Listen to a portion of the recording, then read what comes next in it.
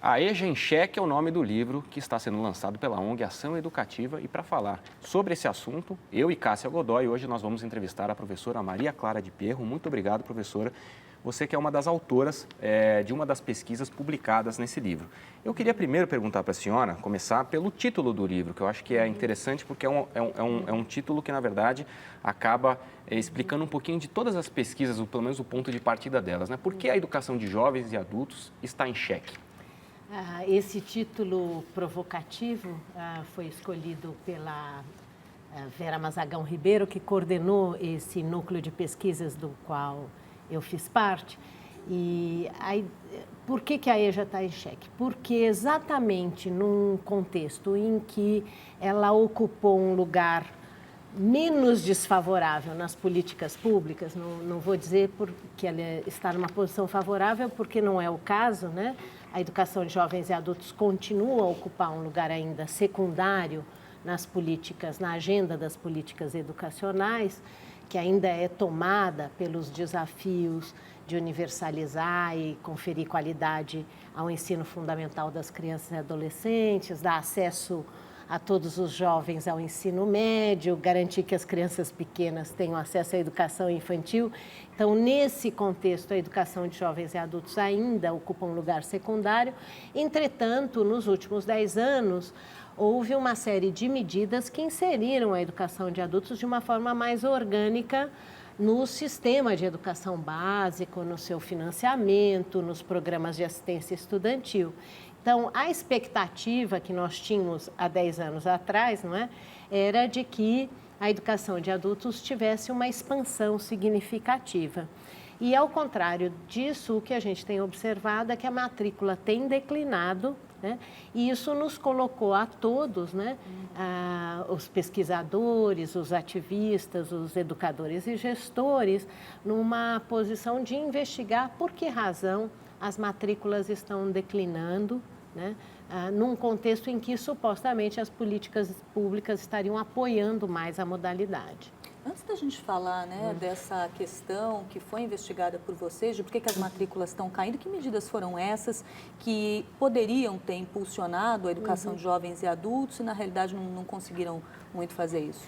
Bom, essas medidas foram tomadas principalmente a partir de 2006, mas já no início dos anos 2000 elas começam, né?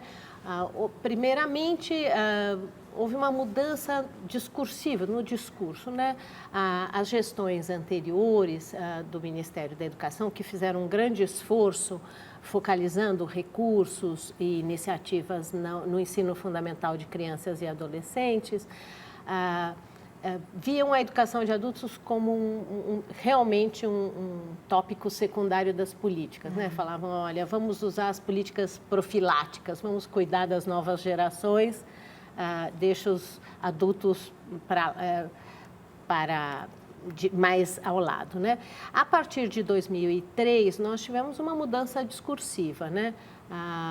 Primeiramente em que a educação de jovens e adultos foi considerada uma dívida social histórica dos tempos do século XIX que ainda nós temos que enfrentar no século XXI.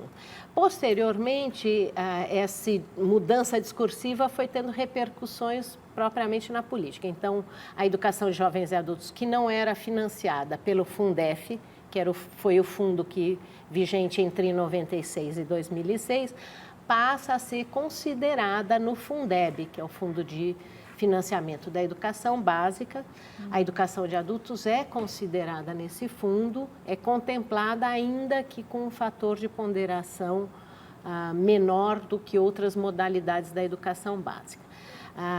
Além disso, foi sendo incluída nos programas de assistência estudantil. Então, a educação de jovens e adultos antigamente não era considerada para efeitos do cálculo da merenda escolar, do transporte escolar. E hoje os estudantes da educação de jovens e adultos são contabilizados nos programas do Fundo Nacional de Desenvolvimento da Educação e considerados, então, podem ser beneficiários da merenda escolar, do transporte escolar. Se desenvolveu o programa do livro didático na educação de jovens e adultos, que é bastante recente, teve início em 2007, só agora que nós temos livros didáticos para o ensino fundamental e médio na educação de jovens e adultos, né? Inicialmente só para a alfabetização, mas hoje já para toda a educação básica. Então, todas essas políticas vão, digamos, apoiando os secretários de educação dos estados e municípios para que eles se sintam incentivados a investir na modalidade, né? A educação de jovens e adultos tem um lugar hoje dentro da escola, então formal, a partir de estar dentro do Fundeb, né? Do Fundeb, depois do Fundeb, ela tem um lugar hoje dentro da escola, já inclusive com currículo. E de quem é essa responsabilidade? É do Poder Municipal, do Poder Estadual? Então, ela desde a Constituição, ela deveria estar, né? Ter o seu lugar de prestígio na escola de educação básica, desde que a Constituição de 1988 reconheceu esse direito aos cidadãos com mais de 14 anos que não tivessem tido a escolaridade obrigatória no país por ocasião da sua infância e adolescência, que esse direito educativo violado fosse restaurado na juventude ou na idade adulta. Então, esse direito está consagrado na Constituição, reafirmado na Lei de Diretrizes e Bases da Educação Nacional, previsto nos planos nacionais de educação. Então, toda a legislação brasileira, ela ancora perfeitamente esse direito e, portanto, as escolas estão há muito tempo já desafiadas a assegurar aos jovens e adultos um lugar apropriado. Isso não quer dizer que isso venha ocorrendo como gostaríamos ou como é o direito do cidadão. Sempre há muitas dificuldades, né?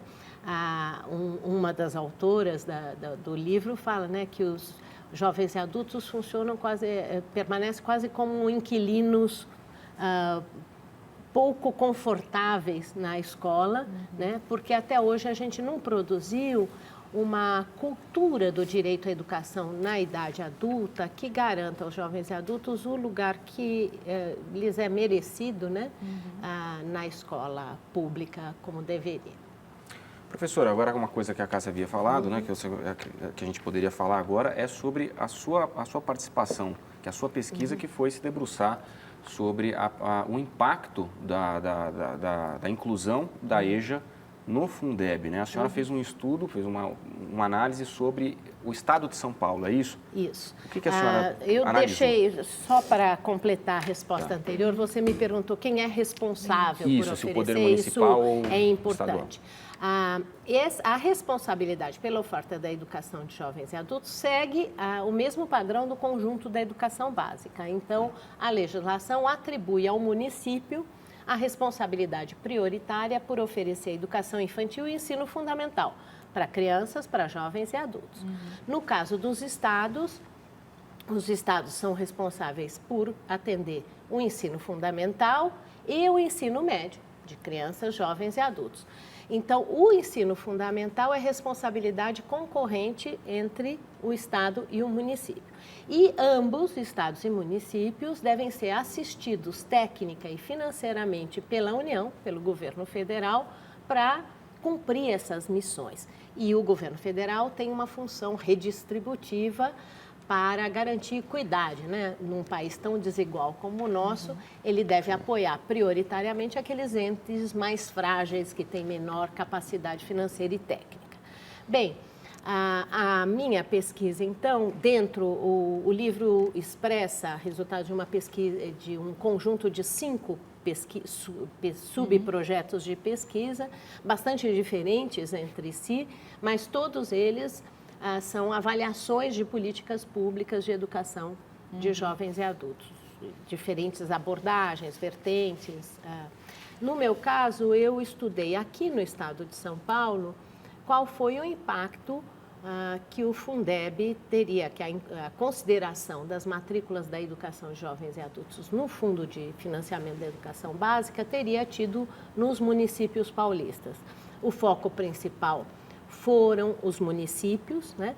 Porque, embora a responsabilidade seja compartilhada em estados e municípios, nós assistimos, né, nos últimos 15 anos, 20 anos, um processo bastante importante de municipalização da educação básica. E, no caso do estado de São Paulo, os municípios hoje praticamente são os únicos, o principal ofertante das séries iniciais do ensino fundamental de jovens e adultos, né? Porque o Estado praticamente se retirou dessa oferta desde 1996.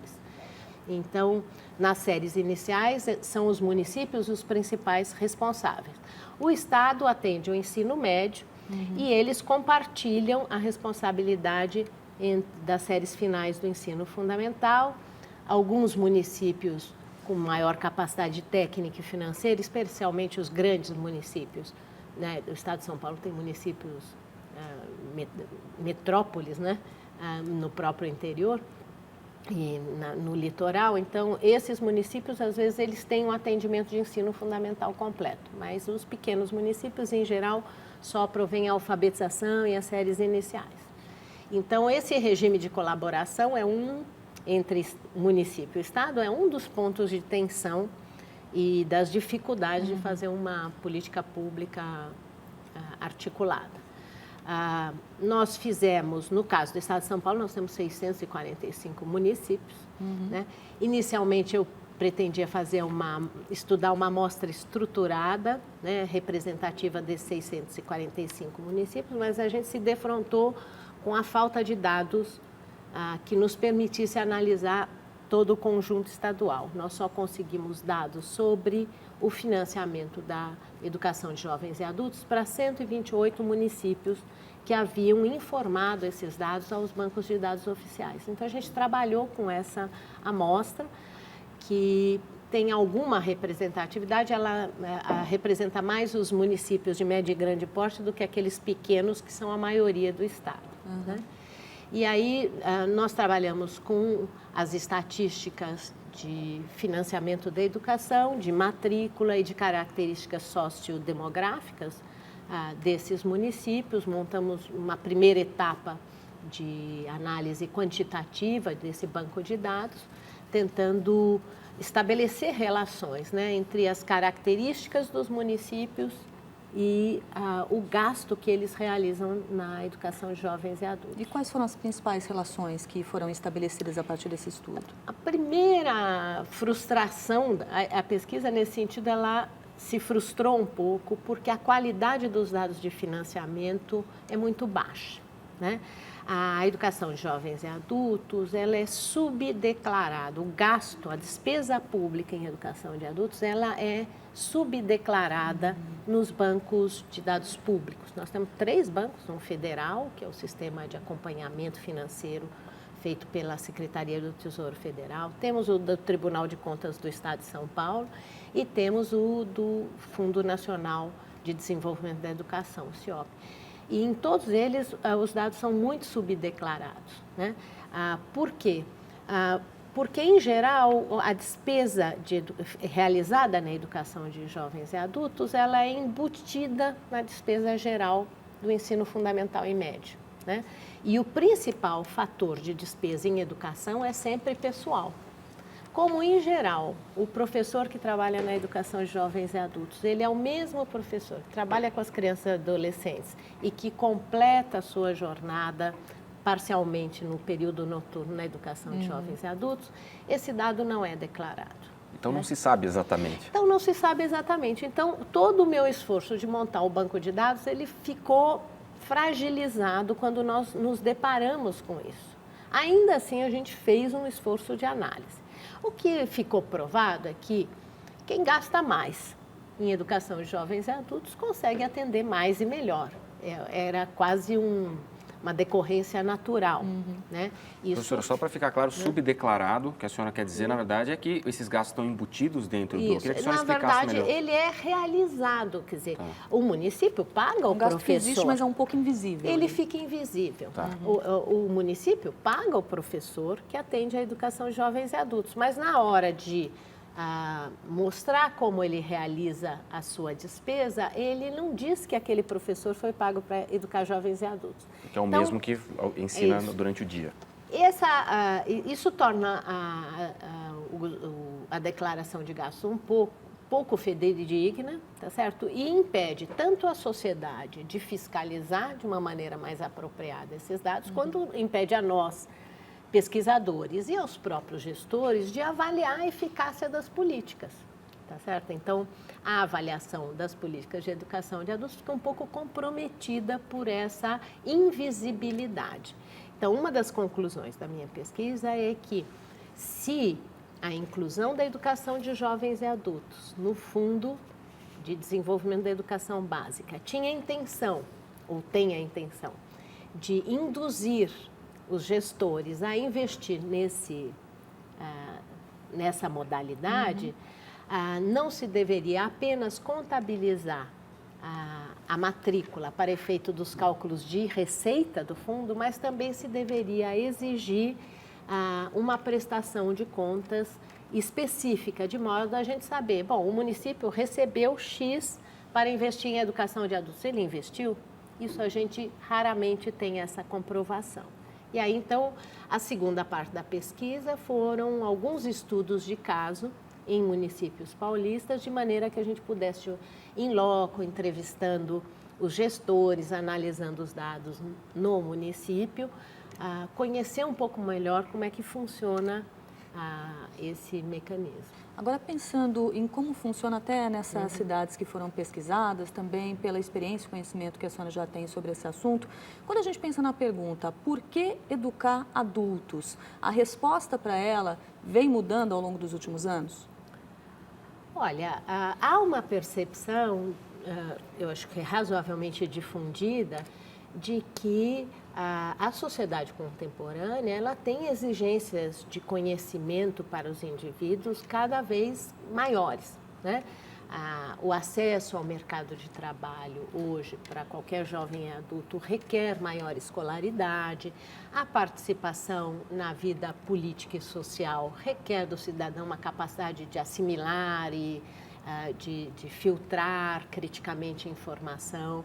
Tudo isso requer habilidades de leitura, escrita, cálculo, né? Então, tanto o desempenho de um papel responsável na família, né? A paternidade e a maternidade responsável, acompanhar a educação dos filhos, que agora é uma educação mais alongada, tudo isso há uma percepção de que é necessário educar adultos, tanto do ponto de vista da economia, da cidadania, do desenvolvimento comunitário e social.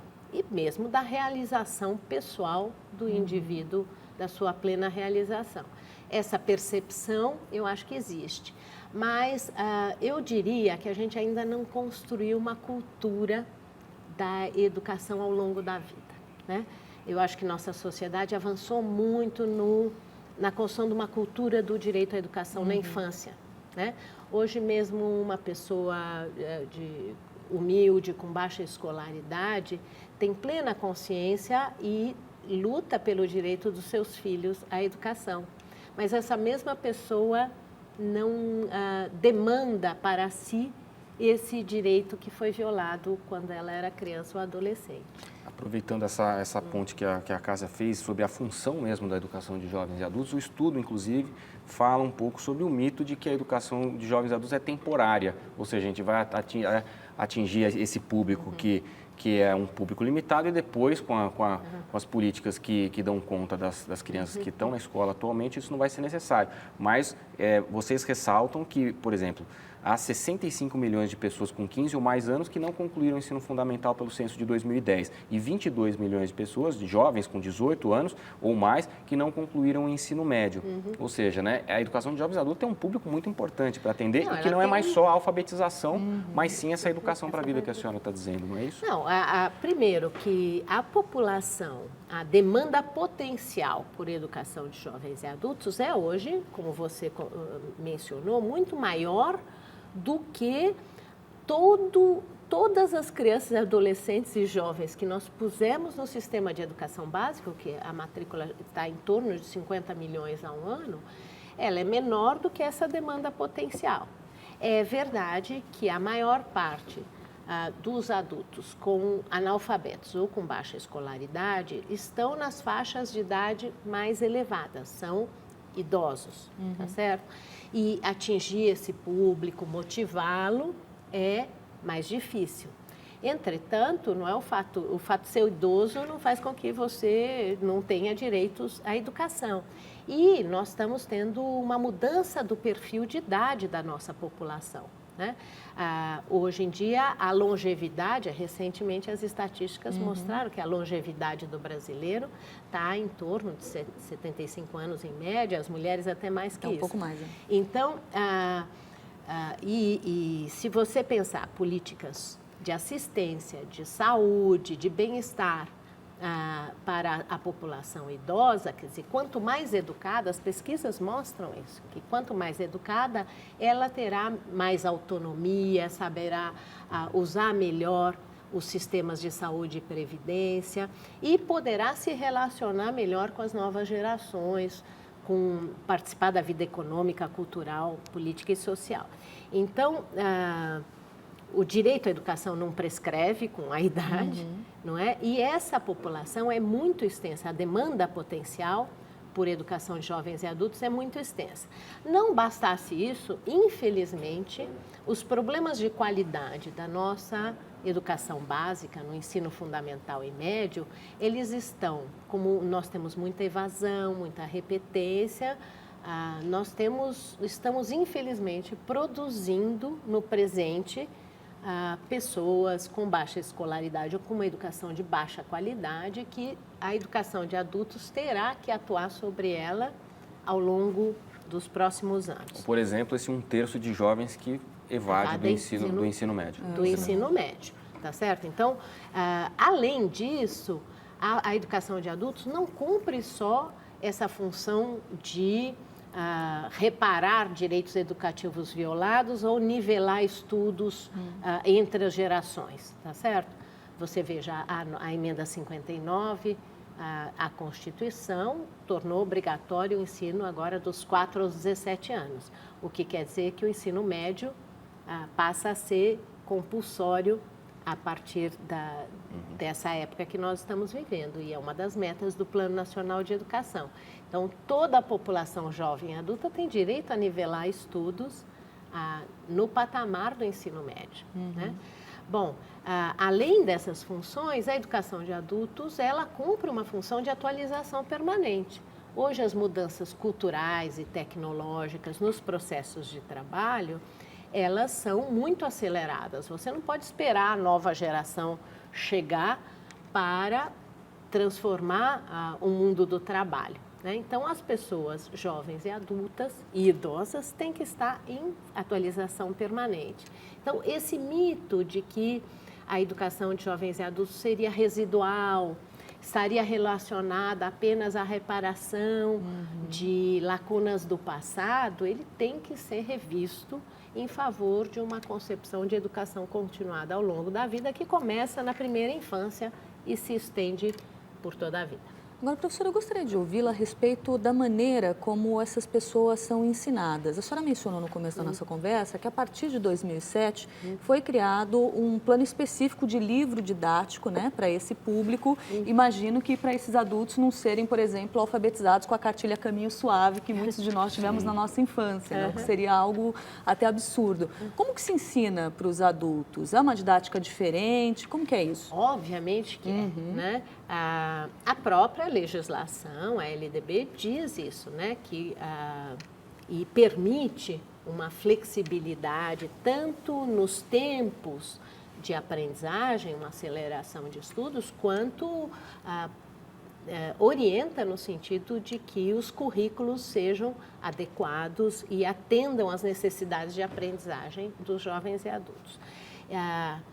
evidente, e para isso o Conselho Nacional de Educação, os pareceres do Conselho Nacional de Educação, que oferecem diretrizes para a educação de jovens e adultos, eles dizem que a educação de adultos é uma modalidade da educação básica, portanto, vale para ela os referenciais curriculares do ensino fundamental e médio de uma maneira geral, mas que os currículos e as metodologias devem ser contextualizados e adequados a esta modalidade. E os professores estão preparados para isso? Eles são formados para Não, ensinar adultos? exatamente, esse é um dos nossos nós, né? Porque o Conselho Nacional de Educação diz também, obviamente, para fazer isso é preciso que os professores recebam uma formação específica. Entretanto, as nossas universidades se adequam de uma maneira tardia e muito lenta, né? Como reflexo até mesmo desse lugar secundário que a educação de adultos ocupa na agenda de política educacional. Então, os cursos de formação de magistério, de pedagogia e especialmente as licenciaturas, raramente abordam a educação de jovens e adultos. Nós temos pouquíssimos cursos de especialização, áreas de concentração em mestrado e doutorado. Então, tudo isso é um enorme desafio e uma área onde nós deveríamos avançar. Agora, me parece como o professor tem que ter uma preparação geral, que deveria percorrer a sua formação inicial, mas fundamentalmente se deveria investir em formação continuada de quem está em serviço. Um dos problemas é que você não estabiliza, né, na forma como nós temos atendido, que é colocar o professor que trabalha com criança e adolescente, eventualmente completando a jornada em período noturno na educação de jovens e adultos, isso é muito rotativo, tá certo? Então, você perde os investimentos que se faz em formação continuada, porque esse professor trabalha ali um ano, não trabalha, então ele não acumula experiência, não sistematiza a sua própria prática, né? Professora, a gente está no finalzinho da entrevista, só queria te fazer uma última pergunta, que é em relação a saber se a senhora vislumbra aí oportunidades e soluções para esses problemas da educação de jovens e adultos, até a partir da sua visão, por exemplo, dessa sua pesquisa, que analisou alguns casos especificamente no interior do estado de São Paulo. Olha, nós temos boas experiências sendo desenvolvidas no país, né? Elas são, digamos, pequenas ilhas de sucesso num quadro geral que não é dos mais favoráveis. Mas, por exemplo, o que eu tenho achado muito promissor, e é o que eu vou investigar na minha próxima pesquisa, são as escolas exclusivamente organizadas para a educação de jovens e adultos, que têm aulas manhã, tarde e noite, que conseguem estabilizar um corpo de professores, um corpo técnico-pedagógico, com a cabeça focada nisso. Essas escolas têm tido mais sucesso, elas têm mais demanda, elas têm menos evasão, né? Então, esse é um aspecto que eu acho que valeria a pena fazer mais investimento, não é? Também vimos que são mais bem-sucedidos as políticas que conseguem fazer abordagens intersetoriais, por exemplo, porque a questão da exclusão educacional, ela nunca vem sozinha, ela vem de uma exclusão socioeconômica, então, as políticas, quando elas têm uma abordagem mais intersetorial, por exemplo, quando você articula formação geral com formação profissional, ou quando você focaliza os jovens de baixa renda e baixa escolaridade, dando a eles uma bolsa de estudos para incentivar que eles concluam uma etapa da escolaridade, como é o caso do Projovem. Então, as nossas pesquisas vão mostrando que as abordagens intersetoriais, elas são mais efetivas e que é preciso fazer um investimento maior, né? Do meu ponto de vista, a educação de jovens e adultos deve receber um fator de ponderação no Fundeb igual às outras modalidades, não é? E se conhecer exatamente quanto que se investe, né, professora? E que precisa ter mais transparência e visibilidade pública. Professora, muitíssimo obrigado pela entrevista. Por nada, é um prazer. Obrigado. O Educação Brasileira de hoje fica por aqui, volta semana que vem com mais assuntos e debates ligados à educação básica. Até lá.